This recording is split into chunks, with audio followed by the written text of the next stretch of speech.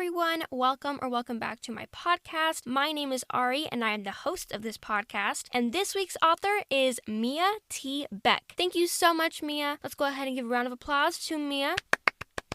That was actually me doing the sound effect. That was a real sound effect right there. But thank you so much, Miya, for sending me your book. I loved it so much. I really enjoyed reading it, and I'm going to go ahead and give a quick little synopsis/summary and tell the readers what they can expect from your wonderful book, The Pearl Hunter. This middle grade book follows two twin sisters named Kishi and Kai and the adventure that one of the sisters has to go on to save the other sister. So let me go ahead and break it down for you guys. This book starts off with disaster striking. In the first 30 pages, it already tells you what's going to happen in this book and what the whole plot of this book is, which I love. It got to it right away. It was very interesting, very intriguing. And basically what happens is a sea monster kind of thing takes Kishi, which is one of the twin sisters. And the whole rest of the story follows Kai and her adventure that she goes on to save her twin sister. While on her adventure, she comes across many things, some good, some bad, many challenges. She has to make many sacrifices. She makes a really good friendship along the way. So this book basically has it all, and one thing I really loved about this was a mixture of folklore and mythology in this book, and I really appreciated that element in a middle grade. I feel like it also kept it almost based on history and like fun elements, so I like that a lot about this book. But yeah, that is the main premise of this middle grade book. It's so fantastic. I cannot recommend it more. I really enjoyed reading this book. Like the whole time, I loved it. I hated every single time I had to put the book down, and I always really looked forward to picking the book up and finishing it. It is kind of a bigger book, like it's around 300 pages or so, which isn't like that big, but it's like a decent size, and I finished it pretty quickly. This book was so wonderful. I loved it so much. So you guys be sure to go check it out. I'll have the links to purchase it in this episode description. But yeah, if you want a good middle grade adventure with love for each other and your family and siblings, then I highly recommend checking this book out. It also just came out this year, so very new. Be sure to go check it out. And before you leave, I actually had the wonderful opportunity to interview the wonderful author of The Pearl Hunter, Miya Beck. So here is the interview that I got to do with her. It was so fun, and I hope you enjoy it.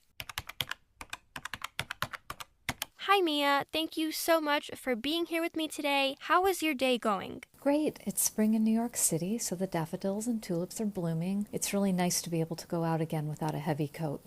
That is so great to hear, and yes, I am glad spring is here as well. And like you said, I love that I can now finally step outside in a t-shirt and not be cold and run back in for my jacket. So yes, that is very nice. I'm glad you are having a wonderful day, and let's go ahead and begin. So the first question I have here for you is, have you liked writing since you were a very little girl, or did you happen to stumble upon writing as you got older? Yeah, for as long as I can remember, I've always loved writing and books. I was one of those kids who would turn on a flashlight in bed late at night and read under the covers until my mother opened the door and told me to go to sleep. So from a young age, I knew I wanted to be a writer, but I didn't know how a person went about making a living as one. Then one day I was reading my local newspaper, and it struck me that the names over the newspaper stories, the bylines, those people got paid to write every day. They don't get paid much, as it turns out, but that's how I discovered journalism. I worked for my high school and college newspapers, and then I spent the first part of my career as a daily newspaper reporter. That actually proved to be a great education for writing fiction. You're quoting people, so you learn how to write dialogue. You're observing details about people and places, which is great for developing characters and setting. And you're trying to see the world through other people's eyes of all ages and from every walk of life. You know, I love the way that you said that. The way that you stated that was really well said. First off, I think it's so interesting that that's how you came across writing. It was kind of like you knew you liked reading, and I am like you. I literally read at night until my parents tell me to go to bed, to where it's like the last point to where it's like, okay, go to bed now. And I just think it's really cool that you loved reading for years, and then you didn't really think it was something that people could do as their job. And then as you got older and then you saw newspapers and you saw those names, you were like, wait, that could be me. And then you basically became that for a little while, which I think is also really cool. That's how you got your experience, and I never realized until right now all of the things that go into writing an article or a story for a newspaper, all of the things that you have to consider, like all the things that you said that really helped you become a better writer. I think that's so cool that you shed some light on what it's like to write a newspaper article, so thank you so much for that. Now the next question I have for you is, what inspired you to write your book, The Pearl Hunter, and are any of your characters based on any of your friends or family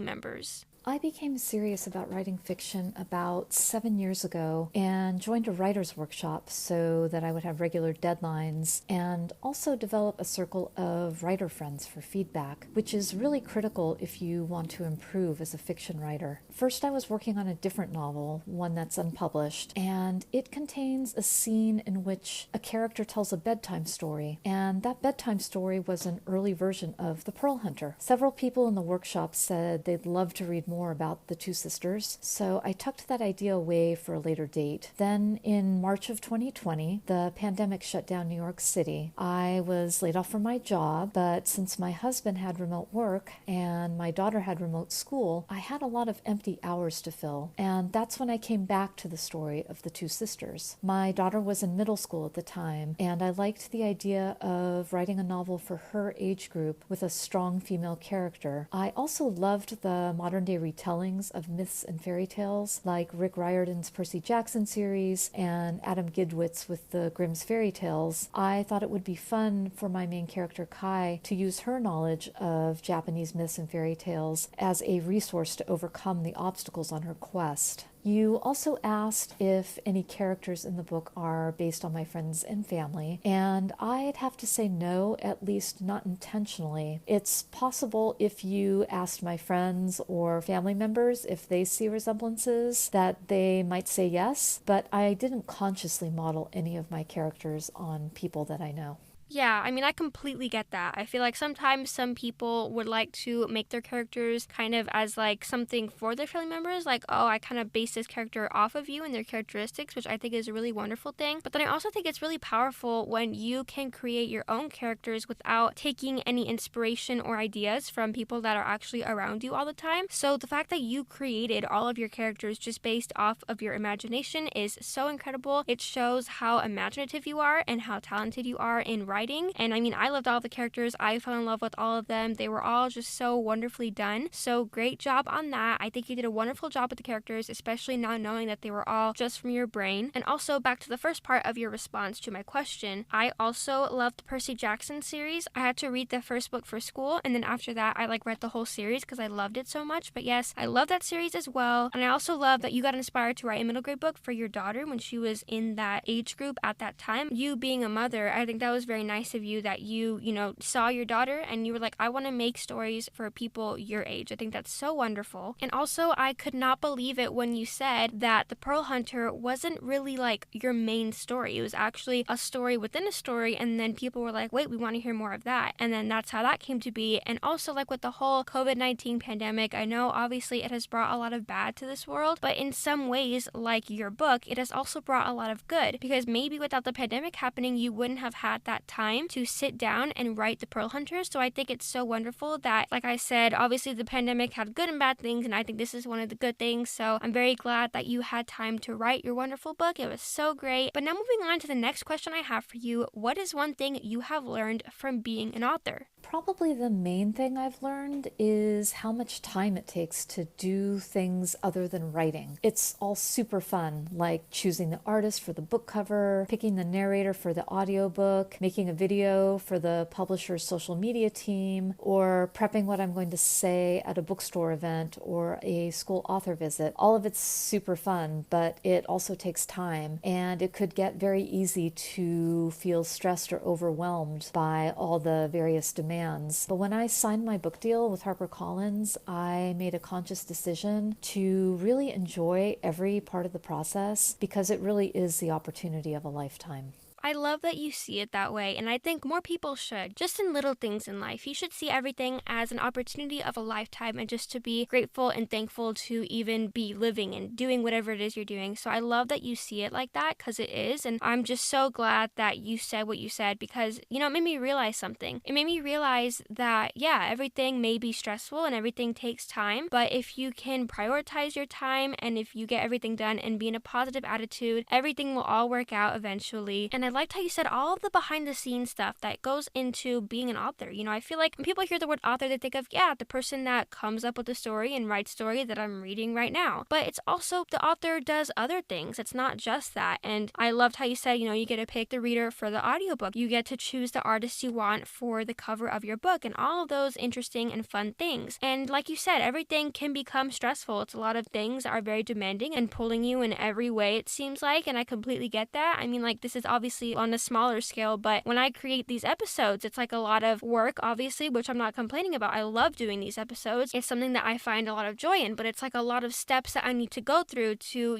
get this episode published for everyone to hear. But like you said, everything is time consuming, but in the end, it'll all work out. And the next question I have for you is, will there be a sequel to The Pearl Hunter? I know many people like me that have read it are wondering this, so please answer the question, is there going to be a sequel? A lot of people ask me if there's going to be a sequel to The Pearl Hunter, and the answer is I hope so. I don't see Kai going back to the quiet life of a pearl diver. I don't feel like her adventures are over yet, and I also think it would be interesting to tell the next story from the point of view of her twin Kishi. So hopefully the publisher will feel like there are enough readers out there to warrant a sequel. Oh my gosh, yes, I hope so. I loved the first one. I mean, if it's the only one in the series or not, I loved it, and I think that is such a wonderful idea. I would love to have a book from the twin sister Kishi's point of view. I think that would be such a wonderful story, very creative, and just a whole different thing, because it's like a twin, but it's a different mind. So I really hope that that does happen. You guys, let's try to make that happen. Go support Miya and hopefully help her with getting a second book in this series by clicking the link in this week's episode description to purchase the book. I cannot express to you guys how good it is, but just please go check it out. It's wonderful, and I really hope this book gets a second book. I would really love that. And now the last question I have for you is more of a fun question. This is something new that I'm doing in my interviews with authors, but I kind of want to bring a sense of, I don't know, kind of just like a human that anyone can relate to, I feel like it's really nice to hear all of these things about being an author, but I also would like to have a question that gets your audience and my audience and everyone listening to this to know a little bit more about you as a person and not just an author. So the fun question I have here for you is like a question that you would ask a friend when you first meet them, and it is, what is your all-time favorite dessert? Wow, that is a fun but tough question. So I'm the mom who is always okay with dessert before dinner, which means I'm the type of person who has a hard time choosing a favorite dessert. I have a recipe that's been passed down to me from my grandmother for a chocolate chip pie with a graham cracker crust, and that's what I'll make if we have a special occasion in our family. Right now, I'm also obsessed with these miso sesame chocolate chip cookies that are sold at one of our neighborhood shops down the street. So basically, I think it's safe to say that I love anything with chocolate in it. Yes, that was a hard question because even for me, like, I love dessert so much, especially chocolate, which I know chocolate isn't really a dessert. It's just like, I guess it's like a dessert, but it's like not something that you would eat alone. But I love chocolate so much, and both of those desserts that you said have chocolate in them. So if you could just imagine my face when I heard that those desserts had chocolate, my face just like lit up. I want to try making those. The chocolate chip pie, I've never heard of that before. That sounds so delicious. I have to go find a recipe like on Pinterest or something. That sounds so good. I really want to make that now. I'm also really craving that now because I'm hungry. I'm probably gonna go eat some chocolate right after this interview. But yeah, thank you so much for doing this interview here with me. It was so much fun getting to talk with you and getting to know you, not just as an author, but also as a person. So thank you so much. I really appreciate it. I also really enjoyed reading your amazing book. So thank you so much for sending me your book and for being here on my podcast. It was so fun to collaborate with you. And with that, I guess this brings our interview to a close. So like I've said so many times, thank you. I had so much fun, and I hope you have a wonderful rest of your day. Thank you for having me and for giving me the opportunity to talk about the Pearl Hunter.